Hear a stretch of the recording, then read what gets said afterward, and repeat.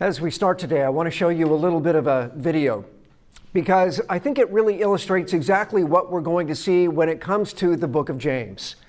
Because it seems to me there are two ways in which Christians live their lives. And this video, in a strange sort of way, illustrates both. So see if you can find yourself in this. Okay, scoot up. Okay, so here's the deal. There's a marshmallow. You can either wait, and I'll bring you back another one, so you can have two, or you can eat it now. So you can eat it now, or you can wait, and I'll bring you back two. Okay? Okay. Okay, I'll be back. I'm gonna wait.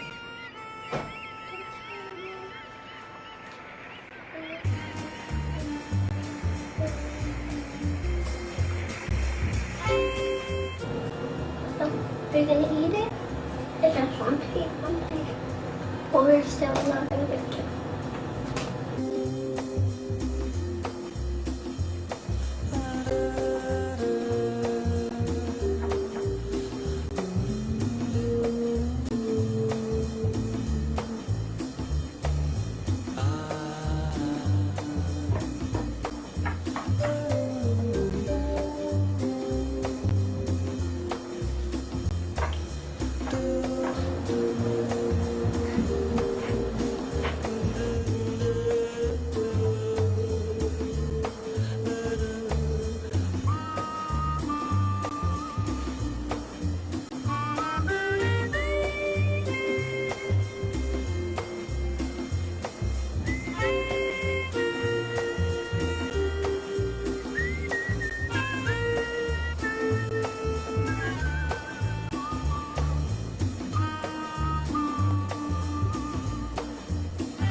There you go. Okay, so I have this marshmallow, and you can eat it now, or if you wait a little bit, I'll bring back two for you to eat, okay? Waiting.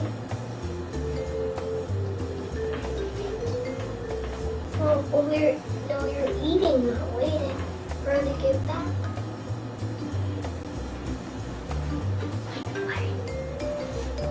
We still ate some of it, so she's still not gonna give it to her.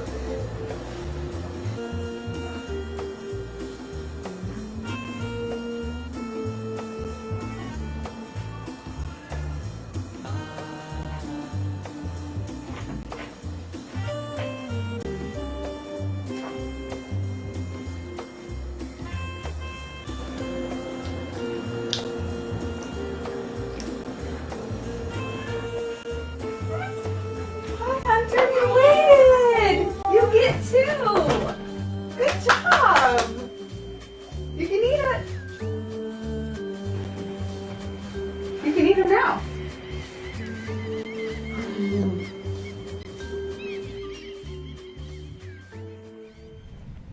Most of the kids who ate the marshmallow lasted a whole 3 minutes. The ones who did not went 13 minutes on average before they were able to have their two marshmallows. Now, if you know anything about kids, you know that 13 minutes is an eternity for them. And you saw the reaction, and you saw exactly how they coped with the situation they found themselves in. They were kneading the thing, and they were licking the marshmallow, and they were touching it, and they were smelling it, and they were so close, but some of them did manage to hold on to the end. And really, I think what I see in that is the whole idea of instant gratification and how most of us are so prone to just go with whatever our appetites tell us we want. And that includes money and comfort and all the things that we see around us that we want for ourselves. And yet there are other Christians who seem to be able to put all that aside and to live their life with the big picture in mind, knowing that eternity will be so much more and that we get so much better if we're just willing to wait. Really, that is the big dichotomy here. That is the big choice that all of us face. Are we going to live in the moment, or are we going to live with eternity in mind? And James is going to paint a stark contrast here, because in the church, that's exactly what was happening. There were some people saying, look, we need to have everything we can now. And others are saying, that's not what this is all about. By the way, I want to reiterate here that he's talking about people in the church. When he's talking about the rich and how they're exploiting other people. This is not something that's happening out there. This is something that's happening in their lives. The very people that they're meeting to worship with, the very people they're hearing these words read with, are guilty of this exploitation. This treasure you have accumulated will stand as evidence against you on the day of judgment. For listen, do you hear the cries of the field workers whom you have cheated out of their pay? The wages you held back cry out against you, and the cries of the reapers have reached the ears of the Lord Almighty. You have spent your years on earth in luxury, satisfying your every whim. You have condemned and killed good people who had no power to defend themselves against you. Boy, I'll tell you, those are mighty harsh words. And we find it hard to believe that these things could be happening in the church, but the reality is that they were. Now, before we get into exactly what's happening here, I think it's really important to establish that, first of all, this is not a diatribe against money. I think some people have had a tendency to look at this and to say, well, it looks like the New Testament is condemning wealth, and in fact it is not. What we need to understand here is that in the preceding verses, James has spent his time making an argument that our biggest priority, our first and only priority, should be dependence on God. Total and complete dependence on God. Now, who do you think it is in our lives who might be the most prone not to practice that dependence on the one who supplies everything for us? Of course, it's the rich, because the poor, in many ways, have no choice. It's the rich he's targeting here, but not because of their money. It's not their money that's the problem. It's their evil and their wickedness, which he lays out in some detail. And we need to make the point that Jesus, even among his followers, had some rich people like Zacchaeus or Joseph of Arimathea. You've got people like Barnabas, who was able to sell some property because he had so much he could do that and then give the proceeds to the church. So it's not the money that's the problem here. It's the attitude behind it and the way in which these people were seeing their money. That is what Jesus is coming down on in Matthew, and that's what James is condemning in this passage.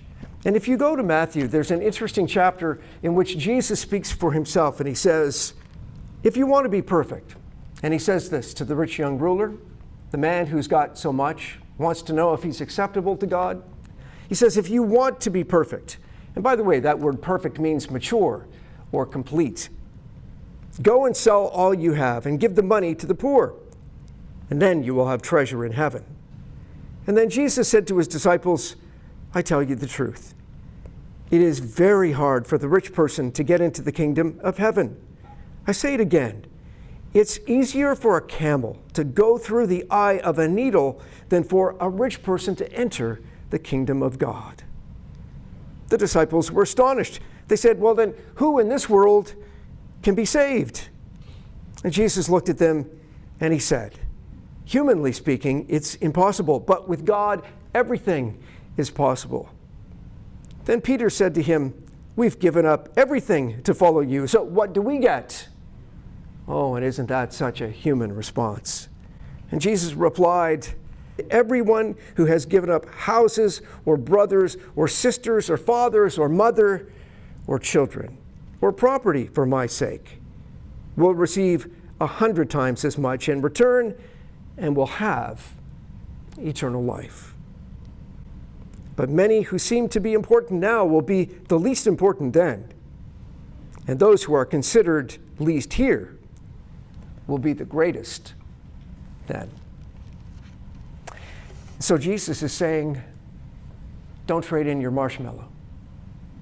Wait, because what is to be will be much better than what is. And that comes through very, very clearly in what James is trying to say here. If you look at the words that we have before us, the language is very much from the Old Testament. It's prophetic language. It's language the prophets used to call the people to a greater obedience and submission to God. It's language that's very stark. It's very hard and sometimes very harsh, but it's designed to get these people to think about what they're doing or what they're not doing in this case. Here it is where we have a situation where the rich have been doing so much to exploit the poor. Now, these are people who claim to be followers of Christ, and yet, as we see in these words, they're hoarding everything they have. They're withholding the wages of those who work for them in the fields. They're focusing on every selfish whim, living for themselves and for nobody else. And it even says they are murdering people who are defenseless. Now, when it comes to this idea, and James mentions this twice, first in the first chapter and now here, when it comes to this notion that people might actually be dying because of these things, we don't know for sure if in fact people were being killed, or whether James is just trying to shake people out of their complacency and to say, just as Jesus said, if you think evil things, it's the same as murder. We don't know. But it is clear that the poor were being exploited. And these people who were working in the fields, they had no other recourse. There was no social safety net. And so it could be that as these rich people were withholding their wages from these people, there could have been those who would starve.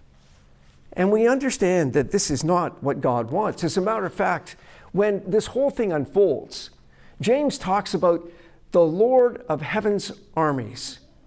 And this is to convey two things.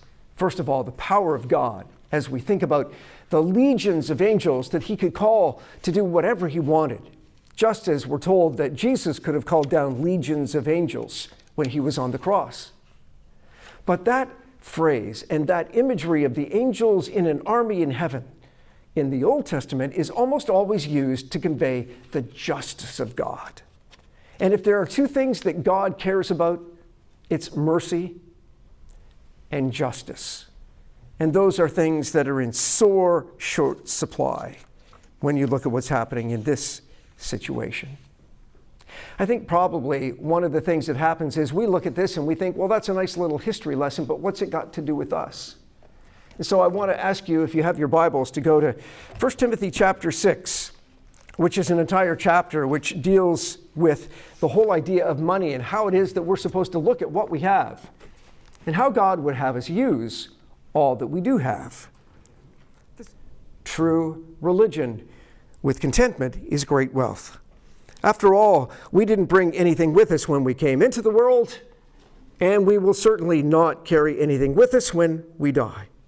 So if we have enough food and clothing, let us be content. But people who long to be rich fall into temptation and are trapped by many foolish and harmful desires that plunge them into ruin and destruction. For the love of money is at the root of all kinds of evil. And some people, craving money, have wandered from the faith and pierced themselves with many sorrows. So let me ask you a question. Why is it that we have so much trouble with this concept? Why is it that we have so much difficulty being satisfied with what we have? And why is it that we go looking for so much more? Security, knowing we have what we need just in case. And I think that's one of the reasons why God is so upset oftentimes when he sees how we handle ourselves, because what it demonstrates is a lack of faith. If we're trusting in our money, if our real security is found in our resources and in our houses and in our bank accounts, then we are not trusting that God will provide. And it's that lack of faith that God is really trying to highlight when he says you need to be content with what you've got, because I'll always make sure that you have that. God has never promised that he's going to give us everything we want, but he has promised that he will give us everything we need. And there's a big difference between the two. So security is one of the things that gets us into trouble most. Why else do we go looking for the things of the world? Whether we acknowledge it or not, competition and comparison are very much a part of how we live our lives. A wise man once said, "It's the eyes of others that do us so much harm." And what he meant by that was, we tend to be fairly satisfied with what we've got, as long as we figure we have as much as everybody else. Most of us don't even aspire to be at the top of the heap. We know we're probably not going to get there. But we don't want to be on the bottom. We want to be in that mushy middle with everybody else. And we do find, until we start looking at what others have, and then we begin to think, and we begin to compare. and we begin to subtly compete. And when we're not satisfied simply because somebody else has more, again, that betrays a lack of faith. And it also betrays a me-first mentality that God is not up for. He wants us to be satisfied because He is the one who will provide. He is saying to us, there are other things to do in this life other than to accumulate and to amass. It's not about consuming.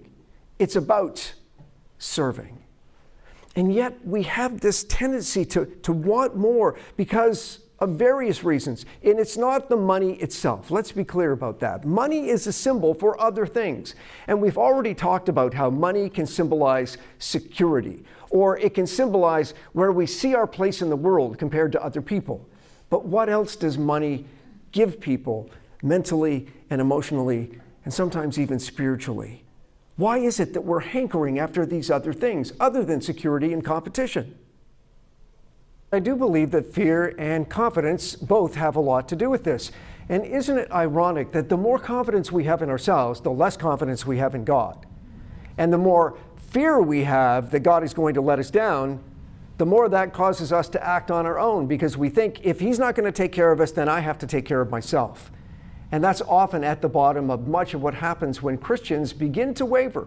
And sometimes that even morphs into a situation where the more we get, the more we think we should have. And we begin to feel entitled. Because after all, look at how hard we're working. Maybe we even point to our work for God and think that we're entitled. I don't know if you've been paying attention or not, but Hillsong, the great Australian Christian group, massive organization that's been big in music and preaching for 3 decades now, is embroiled in an incredible scandal, because the preachers who were the most celebrated in that fellowship had a circuit going. They would go to other churches and they would charge $20,000 to $30,000 for a 30-minute sermon. And there was this great circuit that was going on where some of the preachers were making $1 million a year from preaching and selling their merchandise at church services and conferences. How do you think the world is reacting to that? I can tell you what I've seen online. People are excoriating these people. And we understand why. Because you cannot preach humility, and you cannot preach serving others and be self-serving at the same time without raising some attention. Paul, back in 1 Timothy, he says, "Tell those who are rich in this world not to be proud and not to trust in their money, which will soon be gone, but their trust should be in the living God, who richly gives us all we need for our enjoyment. Tell them to use their money to do good. They should be rich in good works, and they should give generously to those in need, always being ready to share with those whatever God has given them.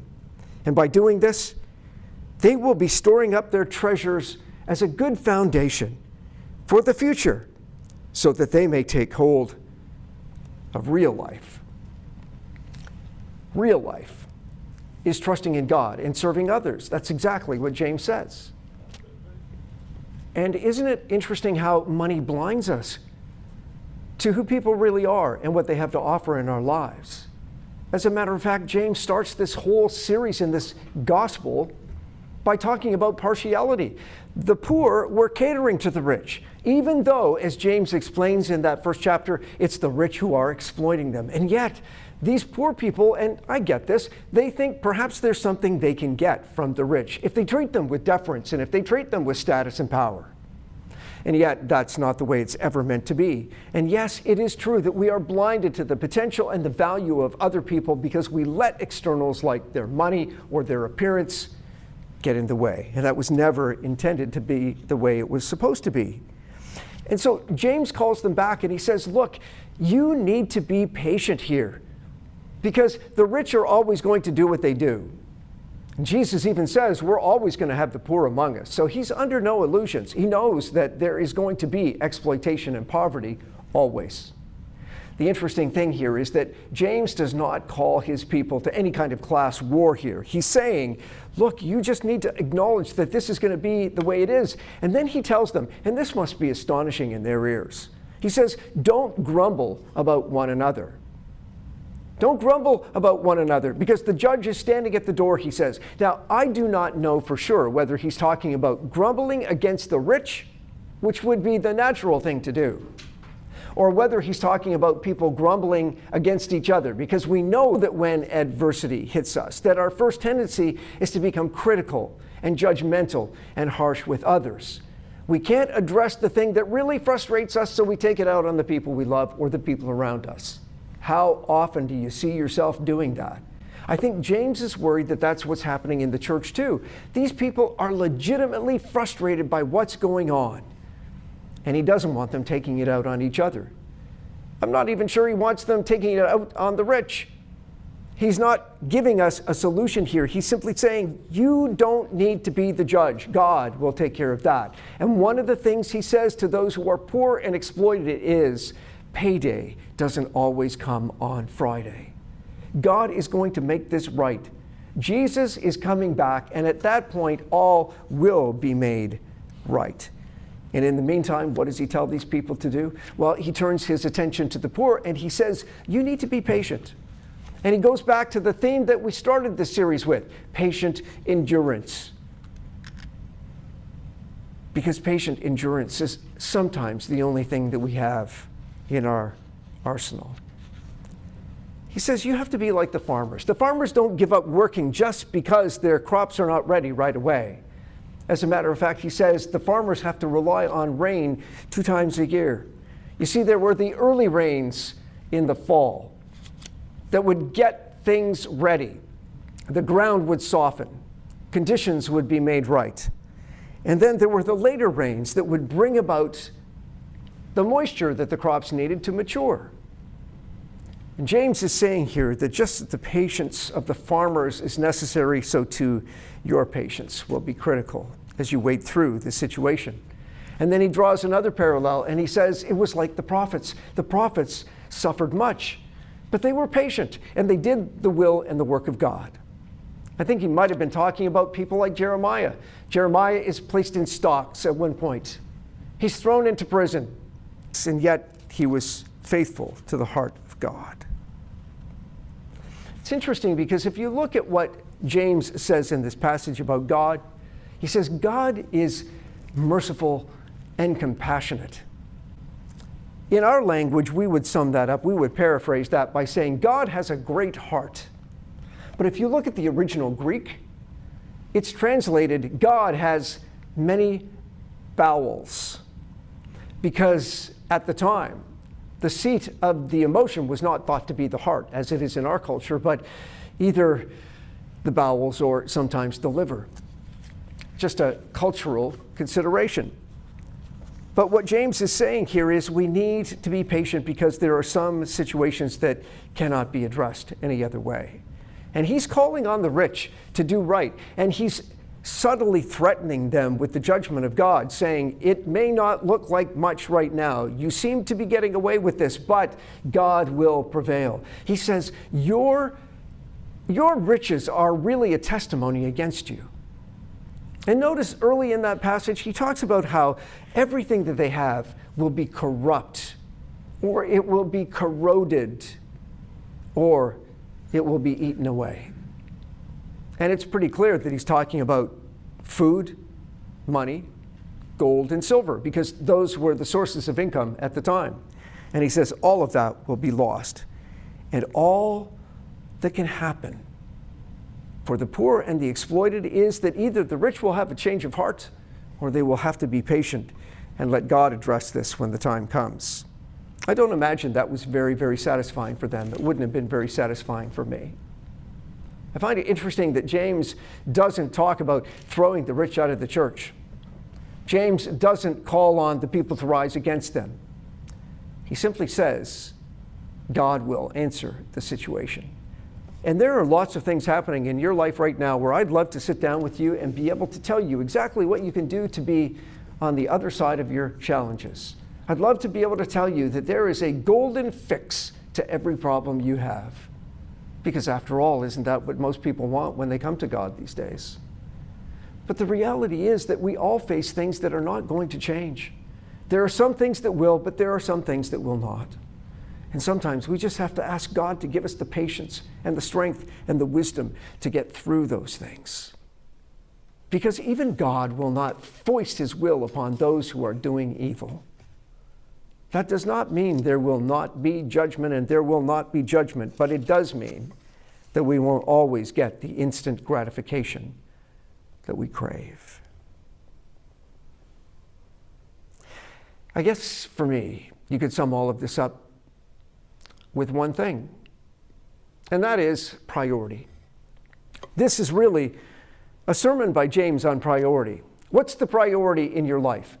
How are you living? Why are you living the way you are? Because there's only a stark choice, and that is we live with the here and now. We live with the expectation that we will get what we can get, as much as we can get and as long as we can get it. Because this is all there is. And if that is the truth, then it makes perfect sense to take that approach. But if in fact there is something beyond this, if this is just the trailer and not the main attraction, if we can be sure that God does have a plan for us as individuals, then we can be patiently enduring as we cope with the things around us and trust him to take care of things later. So let me ask you a question. When it comes to priorities, are you a number one, a number two, or a number three? Because number one is for the money. Number two is for the show. And number three is to get ready so you can go, cat, go when Jesus says it's time.